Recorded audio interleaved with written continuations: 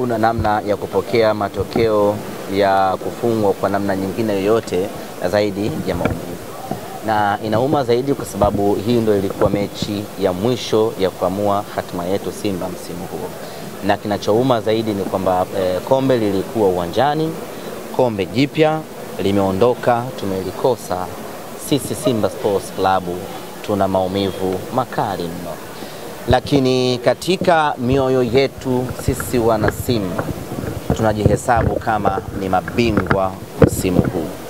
Tunajihesabu ni mabingwa wa Afrika msimu huu. Kwa nini hivyo? Kwa sababu msimu huu pamoja na kwamba tumepoteza ubingwa, lakini tumefanikiwa pakubwa sana hadi kufika kucheza hii fainali. Ndio maana kwenye mioyo ya wana Simba hatuna deni na wachezaji wetu, hatuna deni na viongozi wetu, wala hatuna deni na benchi la ufundi. Wamefanya kila kilichostahili kufanywa na wametimiza majukumu yao kwa 100%.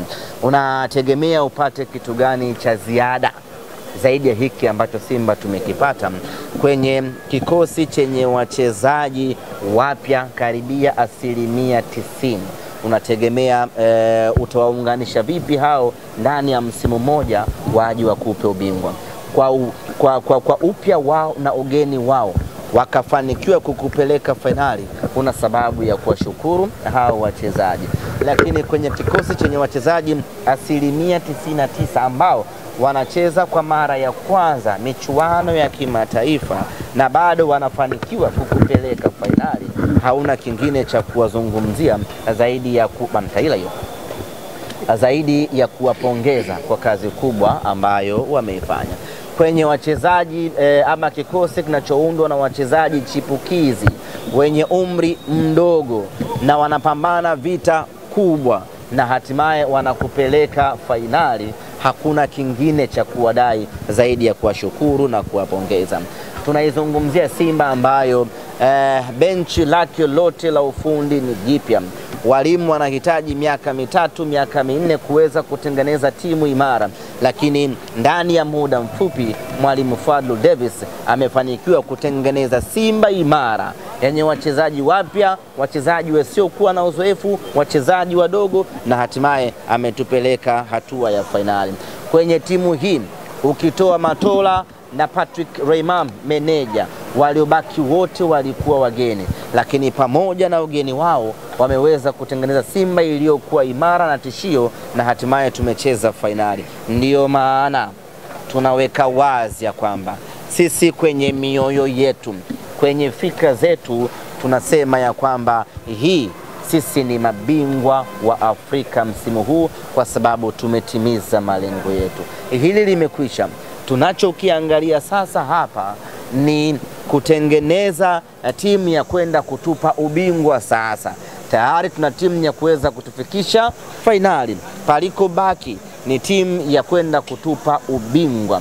Na ili tuweze kufanikiwa hilo, standard mpya ambayo tumeiseti hivi sasa, niwaambie ndugu zangu waandishi wa habari, standard yetu tunapoanza michuano ya kimataifa, break yetu inakuwa ni fainali ya michuano ya Afrika. Hiyo ndio standard mpya ya mnyama ambao tumeiweka hii leo. Msimu huu kimataifa tumemaliza, tunajipongeza na tunakwenda kujipanga kwa wakati ujao.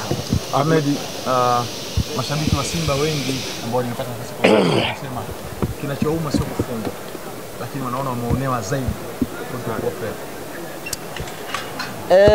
Mashabiki wana haki ya kuzungumza.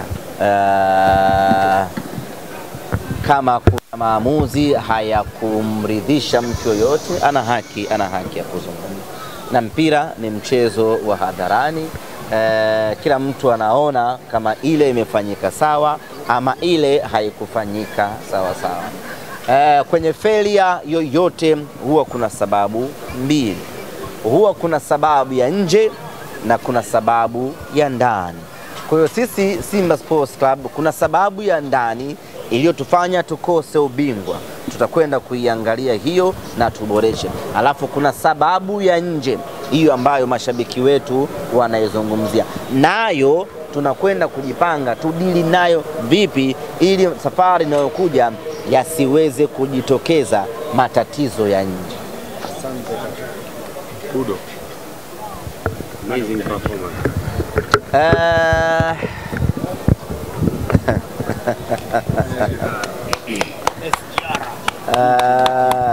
Nitaka niseme nini? Sema chochote kaka. Mpira wa Tanzania una organ tatu. Kuna organ ya media, alafu kuna organ ya mashabiki, alafu kuna organ ya technical. Kwa Joshua Mutale Budo SGR, organ ya technical ambayo inaongozwa na Mwalimu Fadlu hawakuwahi kumkatia tamaa Joshua Mutale. Na mwalimu Joshua Mutale katika maisha yake anapaswa kumshukuru sana mwalimu Fadlu Davis.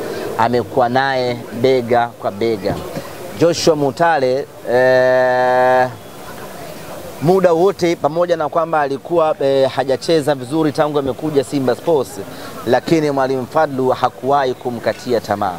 Ameendelea kumtia moyo, kumsimamia na kumuongoza, na hatimaye hii leo amekuja kutulipa uvumilivu. Organ ya pili ilikuwa ni organ ya mashabiki. Mashabiki wa Simba hawakuwahi kumkatia tamaa Joshua Mutale. Bahati mbaya ama nzuri, nyinyi huwa mnakaa the other side kwenye uwanja ule wa KMC, lakini wale ambao huwa wanakaa kwenye haya majukwaa ya mashabiki, Joshua Mutale alikuwa akipewa nafasi hata akicheza vibaya, lakini still watu wataendelea kumwimba Budo Budo Budo Budo kwa ajili ya kuendelea kumencourage ili aje afanye kazi yake ipasavyo ndani ya Simba. Kwa nini hizi organ mbili hazikukata tamaa kwa Joshua Mutale? Kwa sababu sisi mashabiki wa Simba pamoja na Mwalimu Fadlu walikuwa wanajua kabisa ya kwamba Joshua Mutale ni mchezaji mwenye kipaji kikubwa.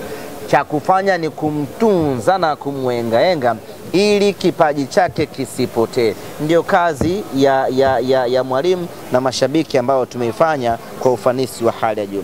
Na Joshua Mutale ndio mchezaji mwenye bahati kubwa na mashabiki wa Simba. Pamoja na kufanya vibaya kwenye nyakati zile, lakini watu waliendelea kumpigania na kumpenda. Wachezaji wengine wakicheza kama alivyokuwa anacheza Joshua Mutale, huwa wanaambulia matusi, wanaambulia kejeli. Nimewahi kumkuta mtu kama Kibu Dennis situation kama hiyo. Alikuwa afanyi vizuri, mashabiki wakawa wanamvamia muda wote mpaka akawa anakosa imani na raha na Simba yake. Lakini kwa Joshua Mutale imekuwa ni tofauti, watu waliendelea kuwa na imani naye, na imani ambao tuliinvest kwa Mutale Budo imetulipa. Leo anafunga goli, anakuwa mchezaji bora. Just imagine kutoka kuwa mchezaji bora kwenye mechi dhidi ya Big Man, dhidi ya Mbeya City, anakwenda kuwa mchezaji bora kwenye mechi ya finali dhidi ya Berkane. Bahati mbaya ama nzuri, gari ya Joshua Mutale imechanganya mwisho wa safari, kwa maana msimu unamalizikia ukingoni. Lakini huyu Mutale tunayemuona sasa ndiye ambaye tutafungua naye msimu akiwa na ubora huu kwa mapenzi yake Mwenyezi Mungu. Ahmed, umekuwepo ndani kwa wachezaji mimi nimepita. Kipindi cha mapumziko kulikuwa kuna kama sintofahamu kutoelewana kati ya Ngoma na Kamara. Pengine kwenye pita zako umejaribu kufahamu kama umebaini nini ambacho kilikuwa kimefanya? Ni kweli nimeiona ile situation na nimeingia dressing room, lakini nimesahau kuuliza kama nitabahatika. Wameshatoka kwa wachezaji hapo kwenye mix zone amjana. Nilisahau kuuliza, ningejua ningemuuliza hata meneja angenihadithia, ningekuja kuambia. Si unajua mimi siwafichagi jambo lakini nitafuatilia na nitawaambia.